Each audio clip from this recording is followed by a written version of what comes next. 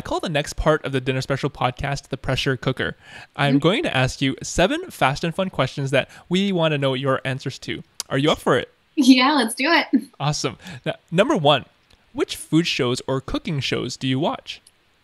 The only cooking show that I watch is actually Top Chef, and I was really stoked this year because there were 2 Portland chefs on it, so it was a really fun season to watch. Right. Now, number 2, what are some food blogs or websites that we have to know about? Okay, so I'm a sucker for writing, good writing on blogs, and so my favorites would probably be Cynthia of Two Red Bowls, who has really short but fun, engaging posts. Erica of Southern Souffle, who I think her words are just super soulful and inspiring, and I just really connect with her over what she usually writes. And then Beth of Local Milk, who is known for her photography, but her writing is just as beautiful and eloquent. So I would definitely recommend checking those bloggers out. Great. Now, number 3, who do you follow on Pinterest, Instagram, or Facebook that make you happy?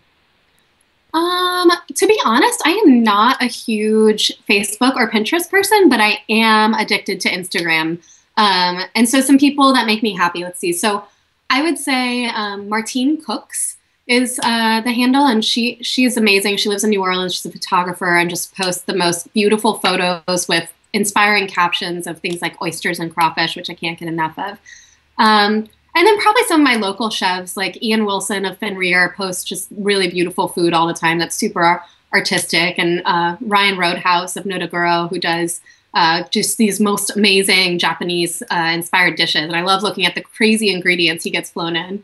Cool. Now, number 4, what is the most unusual or treasured item you have in your kitchen? I don't think I have a bunch of unusual things, but I do love my cast iron skillets, plural. I have way too many of them, but they are like my little babies. Awesome. Number 5, name one ingredient you used to dislike, but now you love.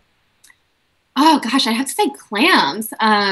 I used to hate them, and then I met a friend who actually we met on Instagram, which is a whole different long story, but I told her I hated clams, and she convinced me to try making them with her, and so I did, and they were absolutely phenomenal. So now I'm addicted.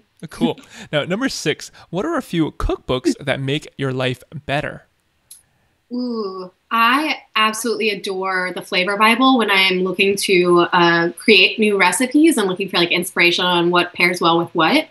And then I think Sean Brock's Heritage, I'm really crushing on hard right now. It's really inspiring me to learn more about the Southern foodways that I know and love, but just teaching me things that I didn't know about them before. So it's a great book. Right. Perfect. And there's also the one that you mentioned earlier from the newspaper in New Orleans.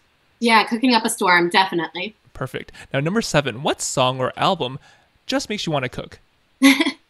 So I can't really think of a song or an album. I'm more of a Pandora person, so I have my Pandora stations. And I'd say my favorite ones are probably a Louis Armstrong radio, which I use on mornings if I'm baking or something. Milky Chance, which I use to cook with during the week, just like on a random weeknight or something. And then Bob Marley is my go-to for the weekends. He just kind of gets me, feeling loose and inspired in the kitchen. So awesome. Well, congratulations, Brooke. You have officially survived the pressure cooker. Woo! Yeah.